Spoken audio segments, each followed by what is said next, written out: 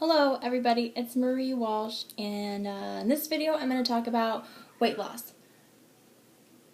There's some little kids screaming outside. Okay, anyway. So, it's the new year, and I figure a lot of people have weight loss on their mind. So I think it's a pretty good time to talk about weight loss. Okay, so first I'm going to talk about just a few things in general. First of all, if anyone has ever tried to lose weight, I'm sure you understand that it is hard. It's really hard, and it's really frustrating to try to lose weight. It's so easy to gain weight. Our bodies have no trouble gaining weight, but when you try to lose weight, our bodies are just really great, and they try to sabotage us. And yeah, we're still, as humans, we're programmed still as like cavemen, or hunter-gatherers, and our bodies are just always kind of preparing for the next like 3-day period of starvation. And they just hoard energy or like food, and they just try to save it, and they fight so hard. They do everything possible to not lose weight, to not give up the fat. So yeah, it's frustrating when you try to lose weight, and you have to overcome your body's sabotaging you. But it's possible. You can do it.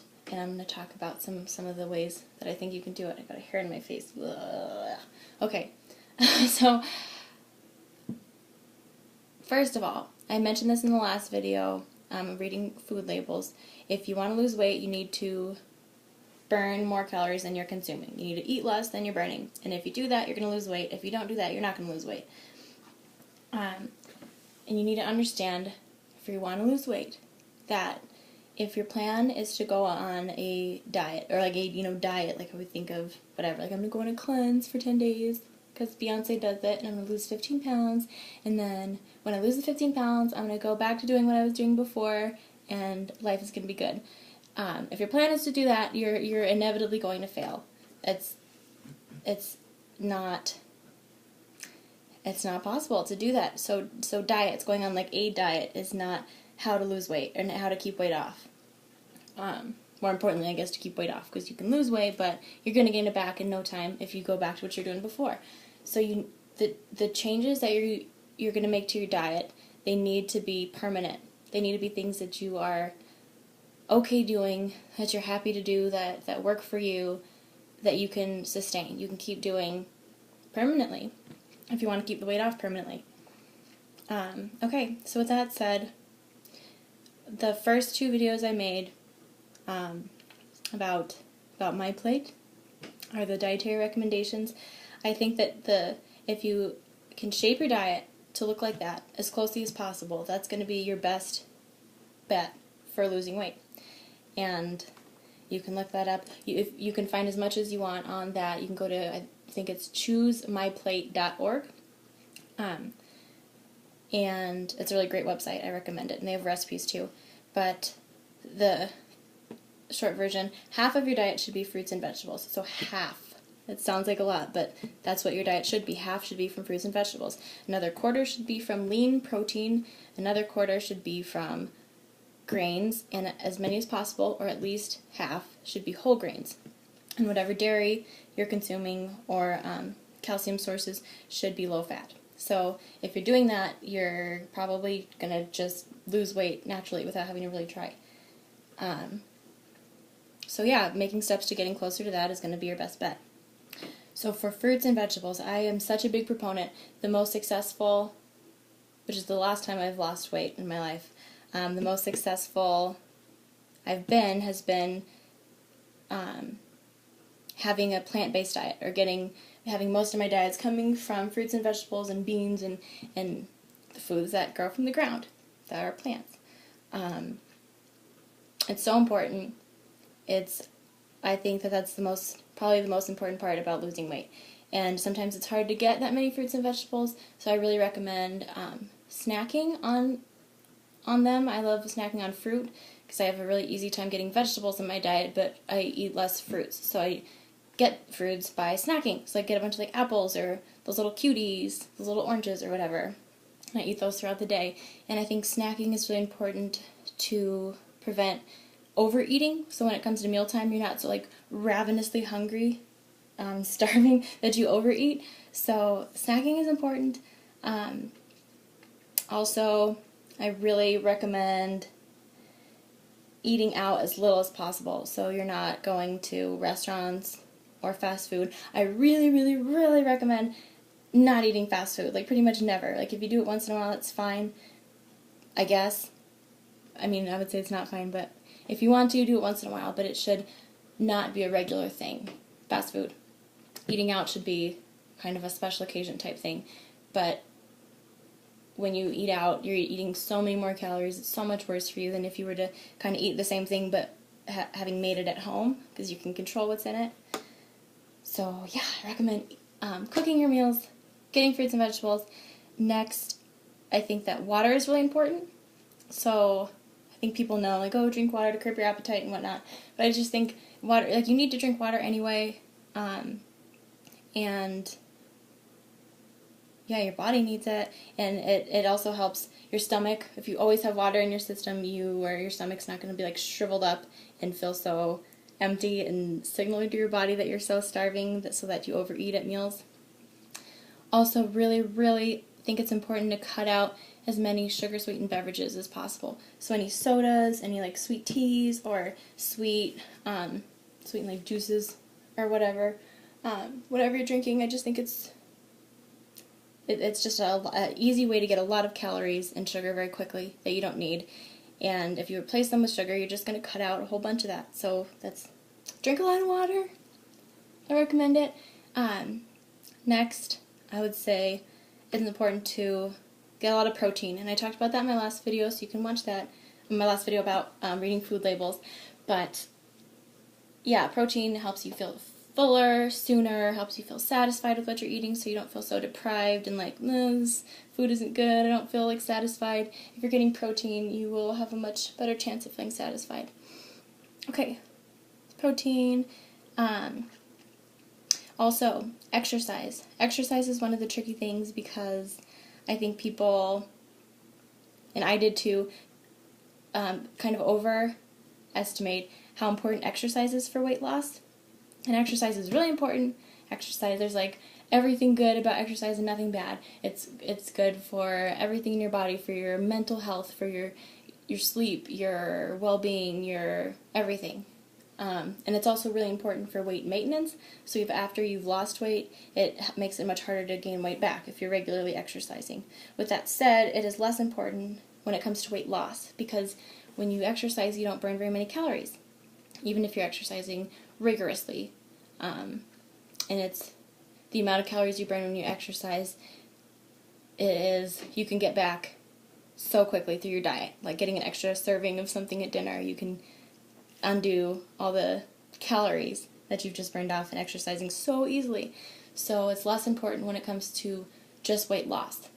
What is important is being physically active, and there is a difference. So physical activity is anything that you're doing above sitting and laying. And to me, this has been a really critical part of weight loss, in just limiting your sedentary time, or limiting the time you're sitting or laying. So if you're watching TV, if you're like on your computer, if you're at home doing something, instead of sitting or laying, just stand up, and you're being physically active. So if I'm on my laptop for work, if I'm like working for like 5 hours in a sitting, I'll just stand up. I'll like stack a bunch of stuff under my laptop and just do the same thing, but just standing up. And it really does make a huge difference, and I really recommend doing that if you care about weight loss. Okay. So I think that's all the tips I had. I did also want to mention, because I had a friend request that I talk about a ketogenic diet and my feelings about that. They said that their doctor had recommended this kind of a diet, and they said that they'd already started doing it and wanted to know my thoughts. So a ketogenic diet, also known as an Atkins diet, is a very, very low carbohydrate, high protein diet. And this kind of diet, there are some pros and cons. I think initially, before I'd taken the nutrition class I took last semester, I would have been like, no, it's bullshit, like, don't do it. Anyone who says to do it, don't trust them. This is like a terrible thing. But now I can understand from that class that there's some level of like scientific rationale behind it. So it's not like completely stupid like I would have thought. But with that said, there are some of the pros are when you go on a very low carbohydrate diet, initially there will be some weight loss. We see just right off the bat you will inevitably, if you're doing it right, you'll see some weight loss. You'll see the number go down on the scale. You will not necessarily be losing body fat. You won't be dropping pant sizes. I said that right, pant size. You won't be dropping pant sizes, losing inches, but what's happening is you lose water weight when you go on a very low carbohydrate diet initially, and I won't talk about the science of it. If you want to know, I'm happy to tell you about it. But yeah, so that can kind of give people motivation about losing weight because they have some success and they want to keep going. So that's a plus. Also, like I was saying, it's a really high protein diet, so you're going to be satisfied. Some people find it's an easier diet to stick to. So for that reason, it might be better, or that's a pro, I guess. The cons are that when you are restricting your carbohydrates so much, it's impossible to get your recommended fruit and vegetable intake. So you're pretty much not eating fruits and vegetables other than like iceberg lettuce or whatever, maybe like celery or something. And you're not getting your whole grains. And diets that are very high fruits and vegetables, very low fat, have a lot of lean protein, and whole grains have been associated, like pretty much really consistently all across the board, as long as we've been studying them, with lower risks of cancer, lower weights, lower risk of chronic diseases like heart disease, type 2 diabetes, things like that. These diets are really, really, really good for you, and that's why they're in our recommendations now. And that's why I'm such a big proponent of them. That's my kind of diet that I have, and the Atkins diet or low carbohydrate diet cannot allow you to have that kind of dietary intake. So kind of, yeah, I think that this diet might be associated with higher risks of heart disease, etc., the things that I listed. Because, yeah, you're not getting that. You're not getting all the fiber that you need. And, yeah, if you care about your health other than a bit of weight loss, I wouldn't recommend it. And, yeah, like a My Plate type diet, I think will be easier and better to lose weight and have better health outcomes overall, and it'll help your skin and your cancer risk and everything. So that's my opinion about that. I would really advise against doing it. Also, really quickly, since my friend mentioned that their doctor recommended it, I would just like to point out that doctors, as far as I've been taught throughout my schooling, they're only required to have 1 semester of nutrition in med school. So that means that doctors do not have a strong background at all in nutrition. And I would not trust my doctor's nutrition advice because I have a stronger background in nutrition than my doctor. If you want to get personalized health advice about your own, like a personalized diet plan given your own genetics and your own like food allergies and your own health conditions, then you want to talk to a registered dietitian, an RD, and that's the person that you can trust with a diet plan, not a doctor. So with that said, I'll end the video here. Thank you for watching if you've made it this far.